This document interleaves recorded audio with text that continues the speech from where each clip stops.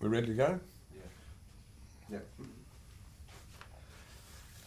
Our producer's right. So Mac has said he wants to talk about squash and going to lunch. I'm going to lunch. And absolutely nothing about the law. We'll absolutely be talking. Did you hear about the SAS guy who woke up in hospital after being injured in battle, you see?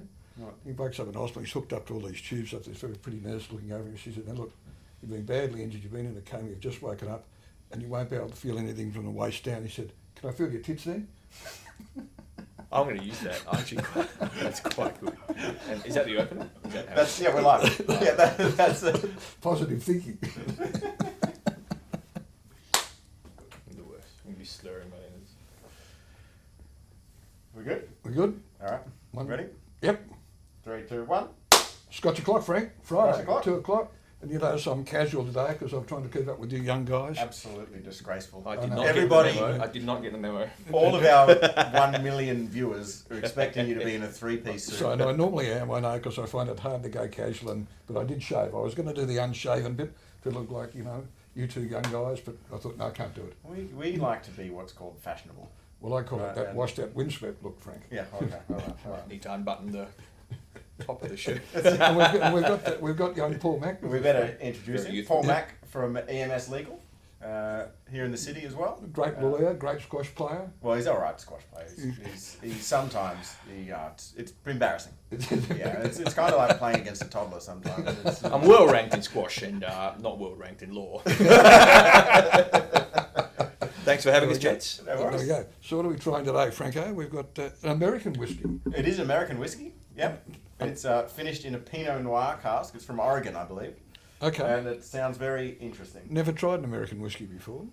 And it absolutely does not taste of Pinot Noir, but I'm down with that. Yeah, well, doesn't it? No, not at all. No, you've got to get that. Where's that complexity in the palate? Mac? That's what you're going to teach me. I think I'd probably get the Pinot if I probably drank the bottle.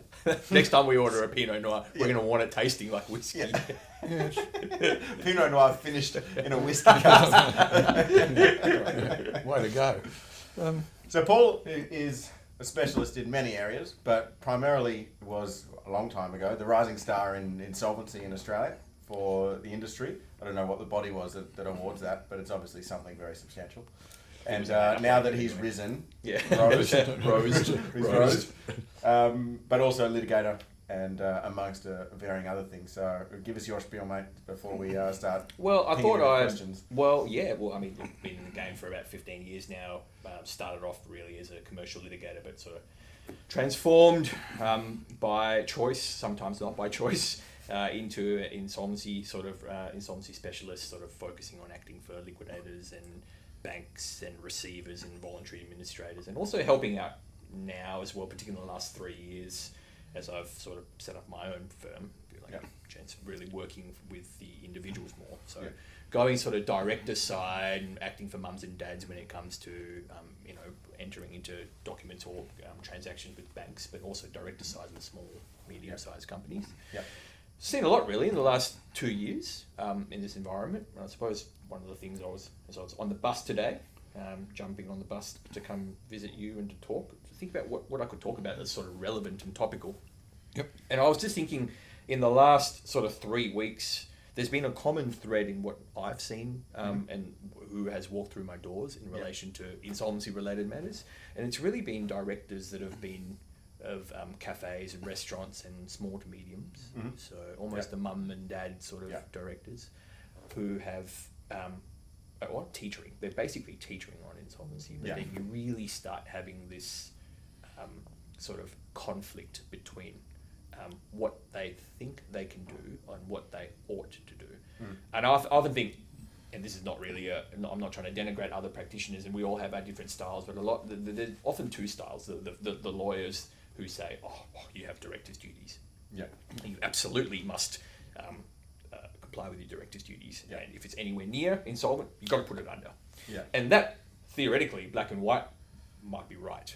But often, I think that hard-nosed approach ignores the commercial reality of, and also in many ways ignores the emotional aspect. I think it's very, very hard. If you guys have had your business for quite a while, and you guys are emotionally attached to it, you know the business better than I do as a practitioner when you walk in through the door. It's Yeah. not so easy, and I don't necessarily think it's always the optimal approach to say, put it under. Yeah. Sorry, guys, feel really bad for you. You know, Right. they sink 30 years or 40 years worth of your often family. Yeah. It's traced down. There just goes your from, house. from your father to your daughter to your son. It's traced on. There goes your house. See you later. Go. And I think that that's not to say one should willfully disregard your director's duties. Absolutely not. But I think sometimes you, as a practitioner, as a lawyer, you need to be quite compassionate and understanding about there are a few things in play. And hang on a minute, is it necessarily the case that, insolvent trading or your duties as a director or solvency are these black and white letter concepts? They're necessarily the things that you need to. There's other factors to look Yeah. at. Is all I'm saying. But it's a hard position to be in as well, from your point of view, but from ours as well, because obviously being in the accounting space, we Yep. see it all the time. Yep. And, we are often trying to direct people to get advice at the right times at an earlier stage. Yes. But there's always this pride factor of, no, I'll be fine. Yes. Right? Especially in that smaller size business, like you're saying, the little cafes or restaurants, the mum and dads, because of that reason, where they don't want to accept a reality Yes. that, if they don't do something, that the business is going to go under. Well, spot Right. on. And I think timing is a key, just to get onto that. I've Yeah. always tried to encourage, but often I try to encourage directors, and I suppose this is a useful tip, if any, to those who sense or smell some sort of issues, and be very honest about it and try and talk to someone earlier rather than later. Because often you'll get situations, which I'm sure you guys have, where they've been paddling uphill for a long time, Yeah. and you're trying to undo 6 or 12 months worth of Yeah. problems, which wouldn't be there if you'd seen someone earlier. But they're very resistant. Exactly, they're They're very resistant, and they're resistant early because when things aren't that bad, they don't want to spend the dollars on consultants. Yep. Right? And so they're a small business, they're trying to squeeze every bit of profit they can out of every part of the business. Oh, this is too expensive, I'm not going to do this, I'm not going to do this. Yep. But they don't quite recognise the correlation between spending a few grand when you need some advice, Yep. right, to having to spend a lot more when it's too late. Yep. But also it's that old saying, hope reigns eternal in the human breast, which is what you're talking Yes, about. you've always got the pipe dreams and pie That's in the right. sky. And it's all going to be sweet when it often isn't. Yes. And then you've got, finances in the background. Guarantees, Signed guarantees, you've got contingent increased liability debt. there, all that sort of stuff. And then they have, I've had an experience where, the bank will come in and say, look, you need to cut your overdraft in half in 5 days. What do you do then? Absolutely. And it happens because they'll just look at it and say, well... And once you get the bank offside, Yeah. it's very difficult. You can't win if you've got no win. Correct. And almost often, or ordinarily, they'd be secured. Yeah, well, so absolutely. they are obviously a secure creditor, they rank in priority. Yeah. They have significantly more powers than the unsecured, so Yeah. the suppliers. But Yeah. I don't know, I don't have a magic solution, or there's no magic pill or panacea to this, but I think what I have been seeing is, so, of course, in a perfect environment, you tell the directors, come see us early. Yep. Come see you guys, figure out the financials. Yep. You come see us and say, okay, Paul, what do we do here? But that's a perfect world. In an imperfect world, which is unfortunately the world we live in, you play the cards you dealt. Yep. So when the directors come, I suppose getting back to my initial point, I think I would encourage those to keep an open mind, and that more often than not there is hope. And I think a lot of people think, woe is me. If I have to file for bankruptcy in a personal capacity, or I have to wind up my company, or I have to put the company under. I think a lot of people think, well, woe is me. That's the end of it. And I sort of encourage. It's very easy for me to say as an advisor, but having advised on it for so long, I try to encourage directors to see the potential upside in this. An immediate upside would be the burden that is immediately lifted. Well, but also, I think it's an unrealistic expectation, particularly in younger businesses and people who've got their first cafe, their first restaurant, their first thing. They have this expectation that everything is going to go perfect from the get-go, Yes. knowing Yes. that business is not easy. No. Right? It's not easy at all. I mean, every industry has its own challenges, and Yep. every industry has things that you're going to have to deal with, and that you won't necessarily learn until you experience it. Yep. Right? So, I think also, from day one, they think we're going to make a profit from day one. Yeah. Probably haven't done a proper cash flow. Probably Yep. haven't done any. A lot of these smaller, you and I both know this, and they haven't got a plan. They Yep. go, let's buy a cafe because we'll make good money. Yep. but there's no real thought behind the business plan. What's the And five-year again, they goal? riddle themselves with debt in order Absolutely. to achieve those plans. Yeah, Correct. So Spot on. they're leveraged up when they're starting the business, Yep. and there's all these other little things that they probably haven't checked off correctly. Like, okay, who's reviewed my lease properly before I've gone in? Yep. You know, for the legal standpoint and from the cost standpoint, what should if you ask any small business owner these days that is in hospitality or even a small business in retail or something like that, what should my lease costs make up, right, as part of my revenue? What percentage, right? They would Any know. new one wouldn't know. Yeah. They just said, oh, it sounds like a right amount of money. Definitely You know, so- what you talked about, Chris, the rushing. Yeah, yeah, Everyone's in a rush. Yep. So lease documents, haphazard contracts, Yep. the very contracts that are the ones that will underpin your revenue, they're terribly drafted. A lot of them Well, are when really, we had for, a for massive- want of a better word, they're shit. Yeah. And Yeah. as a result of that, they can't enforce them. Well, we had a huge blue last year with one of our clients because they hadn't checked the lease properly when they bought the business. Well, there you go. And when we spend, frankly, they spent 80,000 in legal fees Yep. defending the lease. Yeah. Because when it came to the 5-year turnover, the landlord jacked the rent up by way over the top. It did get taken back, but it was a hell of a fight. And the other thing, speaking of common thread, is directors who then enter into overdrafts Yep. for the company, all well and good, but it's backed by PGs, personal guarantees. Now, more often than not, the PGs are given by their partners, wives, Yep. husbands. Yep. Now, they may or may not be directors. They have no idea what they're signing. Yeah, No. that's right. Brothers, sisters, daughters, I've seen it all, right? So family members also have no idea what they're signing. Yep. Now, banks will almost always go through the process, which they have to ensure that it's explained, and it Yep. should anyway. But at the end of the day, there is, again, a tension between, let's say, having a full understanding of your rights as a personal guarantee Yeah. or guarantor, and Guarantor. trying to help your partner out. So if you shove me a document, you go, come on, Macca, go, this is for the business, it's the usual guarantee. Yeah. There's that intangible pressure to sign it, Well, it's also, I mean, my Especially family.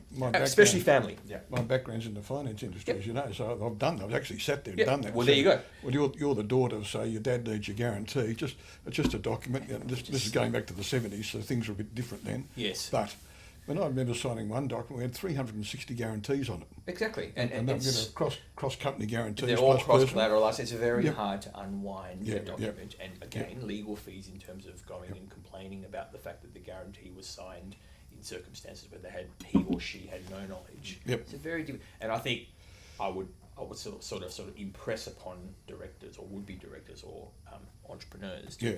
take a step back and take some time and realise, because they often don't realise the gravity of any sort of major transaction that you enter into. Also, Paul, I think when you talked about overdrafts before, a lot of people don't understand that the bank can recall that whenever they like. Yeah, They've got the power. They can just come and say, mate, I want that paid back in 7 days. 100%. And often the banks have what's called a material adverse Yep. change clause in there, Yep, which basically absolutely. means if you go to the bank and tell them, or the bank gets wind of the fact that your financials have significantly Yep. deteriorated, they have the right to invoke that clause and, Okay. and call Yeah. back the whole thing. Absolutely. It's a yep. default. Yeah. So yeah, I think I would urge people to take a little bit more time to think about what potential consequences Yeah. they would Yep. have. But then if we get to the point where there's simply no hope, then there are things that can be done Yep. that don't involve necessarily having to shut up shop. Yep. You can be saved, you can get restructuring, you can get, Yep. I mean, that's the whole idea of a voluntary administration. Yeah. Right? Like, it doesn't suit everyone, but voluntary administration was a regime introduced in Australia to ensure that distressed companies have some hope Yep. to ultimately sort of reinvigorate Well, themselves. it's like Chapter 11 in America. So that's exactly, Which is a it's good exactly idea. right. Yeah, So yeah, yeah. now it's not to say that voluntary administration is again a magical pill, but it is something that people need to realise. But again, you have to get in earlier than later. Often, a voluntary administration simply will not work if the company's dead in the water. Yeah. There's going to be no white knight arriving No. on No. a horse to save the day. No. So I think again it's all about coming to see the advisors, whether it be there, and often I almost always have an accountant there, because I can tell you the law and I can tell you what you owe as a director Yep. in terms of duties. I can tell you what to do in terms of, or advise you the consequences of bankruptcy, Yep. liquidation. But I can't read the numbers the way you guys can read the numbers. Well, the thing is, It has to be a collaborative process, Frank. well, from an accountant's point of view as well, again, getting the advice and thinking about things in the beginning, everybody only thinks upside in the start. This is how Yep. they convince themselves to start a business, right? Is, okay, restaurants can do this, or hospitality, or, whatever, law firms, accounting firms. Yep. I can do this, I can charge this much, I'm going to make this sort of money. And they forget about the protection mechanisms required from Yep. the start, right? Because it's very difficult to change later. It's like, okay, Absolutely. we'll just start, nothing's ever going to go wrong, so this is the structure I'm going to opt to go with. And honestly, in And terms then- of shit going wrong, retail and hospitality, I mean, just in the last year, I've had maybe 6 restaurants, cafes, sort of small business, the retail hospitality sector, more so than, the usual things you'd expect. Yeah. Construction, Yeah. The usual Yeah, stuff. tradies. Tradies, electrical, plumbing, the usual family businesses. It's really been cafes. Yeah. And I think that's a byproduct. I don't know, Frank, we were speaking off air about Sydney Yep. and Perth, and Sydney, is crazy. There's a lot of people, Yep. but with a lot of people comes a lot of demand. Mm. And I think in Perth, we just don't have that demand. No. We're a fickle bunch when it comes to eating out or going to establishments. We stick to our bars and we stick to our restaurants. Yeah, yeah. So when a new pop-up comes up, often they run hot. Yep. For a Yeah, period because of everyone will time. give it a try. Everyone will give it a go? Everyone will Yeah. give it a try. And- And then it's just this peak, and then Yep, and for want or not, or for circumstances beyond their control, the proprietor's control, Yeah. often you either make it, Yep, which is great, or you but don't. more often than not, they go, Well, what's the just tried it percentage once, rate? and that's it. How many small businesses fail in the first 3 years? Huge no, percentage. it's Must be a it's something startling like statistic. 90% in the first 5 years. Yeah. They don't continue going. That doesn't mean they They've gone necessarily broke, fail. but- Yep. But they've either closed or sold or got out within Yep. the first 5 years Yeah. because it's either been too hard or they've actually gone broke. That's a good point. Some people Yeah. don't. Some of these businesses don't actually go into a formal liquidation. They just close the doors, Yeah, shut down. Shut down. Pay the debt, pay the Shut creditors down. out. Later. shut down, see you later. Yeah, yeah, And yeah. Perth is a really, my personal view is that it's a very tricky market to do well in Yeah. in hospitality and retail, and I often sort of marvel at the hotels that are going up Yeah. now, and Yeah. almost every single global But I think chain nothing's, has put a hotel up. nothing's really changed. Like when I was in the finance industry, we were always reserved about hospitality. Yes. And, certainly we lent money to pubs and stuff, but Yes. we were always a bit, we wanted the security there. Yes. Because the failure rate then was still pretty high, Paul. I'm talking about the 70s and early 80s. I don't think a lot's changed really. That was it. I was in Melbourne then, of course. But nothing's changed. The risk factor, I think, is the same, is what I'm trying to say. I think so. I think so, and I think it's just been increasingly elevated now because people are generally, again, my opinion only, but I think people are more cost conscious, Yeah. and are more willing to, more acutely aware of going out and spending Yeah. money. Yeah. And I also just- for I just think it's interesting that I think there's been a sort of a two-pronged problem over the last 5 years in Perth, particularly. One is that, historically, maybe more than 5 to 10 years, it's been super easy to get money from the bank. It was, Right. yeah. And when you can start a business with absolutely no experience, capital. no Yes. education, no nothing, and the bank will still go, okay, I'm going to give you Yes. $100,000 to Yes. start up your cafe, Yes. right? The ease of getting money, and you combined with the lack of experience and knowledge, right? It's just a recipe for disaster, Yes, isn't it? It's absolutely. like how can anything be a great idea when you're going in with nothing? Yeah. Except for, I've worked in a cafe before, Yeah. restaurant. I know we're using this hospitality thing a lot, but it's a good example because that's normally the go-to. Yeah. It's like, I want, and over here as well, people have gone away from the mines for a long time, Yep. made a shitload of money, Yep. right? And gone, I'm going to start a business. It's usually a bar or a cafe. Yep. Yep. Yep. That's pretty much it. Well, we've got one at the moment where the purchaser is a wife, but her husband's FIFO, so they think, let's buy a hotel. Yep. But, Yeah. it's almost a recipe for failure. And I think one has to, again, just to be balanced and think, well, it's not like we're prophesizing doom and gloom and sort of trying to downplay entrepreneurism. But I think that all that needs to be done really is to have a set of rules or some parameters when you start up or when you operate, particularly in the first 5 years. I would say 5 years, Yeah, really. yeah, right, yeah. And whether or not that's surrounding yourself with good advisors, or ultimately, I think just being aware of, look around. You look around, you'll see things failing. A lot of them are high profile. You know, Yeah, you've they're got cool. you've got Coup d'etat, you've got Rosendorfs, you've got Yeah. a lot of them we all know about. You know, Yeah. the Yumcha joint in William Street, Yeah, Tim the Hortons, new that one, closed 6 down. months. Yeah. Yeah. There's the hotel down on St George's Terrace. Is that It was a Lamont's? terrace hotel, wasn't it? Terrace, sorry, Terrace not Hotel, yeah. Lamont, sorry, Yeah. Terrace Hotel. That was just a shutdown. So you all around you see Which is things, Cauldron, shut down. which is Cauldron. Subi, that was Yep. a staple. We've been going there for 30 years Yeah. or something. Yeah, so all around, I think, try not to have tunnel vision, but to look around you and go, you know what, like, you try and learn from those. But also, Paul, I think we get this a lot. They ask for our advice, but then they don't listen to it. I'm sure you get Yeah. this too. Oh, no but, doubt, But Christ's no sake, doubt. listen. If you're going to ask your legal people or your accountants for advice, listen to it, because we've been, hey, I'm 70, I've got plenty of years of experience, you know. Yeah, you can help out. I agree, and that's not to say I would rather have a client interrogate and press Yeah. the reasons why I gave the reasons I gave, or why I'm saying the things I'm saying, Yeah. than someone who says, yeah, thanks, Yeah. Paul, yeah, Yeah, good. and never implement it. No. Yeah. No. So effectively, you're getting your lip service and you've paid for it, Yeah. and then you don't implement. Yep. So I would rather have someone question and press me for why I'm taking the approach I'm Yep. taking. Yep. And that's not to say I'm necessarily always correct, but I think I'd rather have an engagement with my client. Yeah. I'm sure you're the That's same. what it's supposed to be. Yeah. You know? It's meant to be an That's- engagement. Like, it's not meant to be. I don't know. We practice in an environment now where I don't think a lawyer-client relationship should be A, stuffy, B, formal, in terms of formal English. Yeah. It should be down to earth and real, but more importantly, it should be collaborative. Yeah. It is not dictatorial.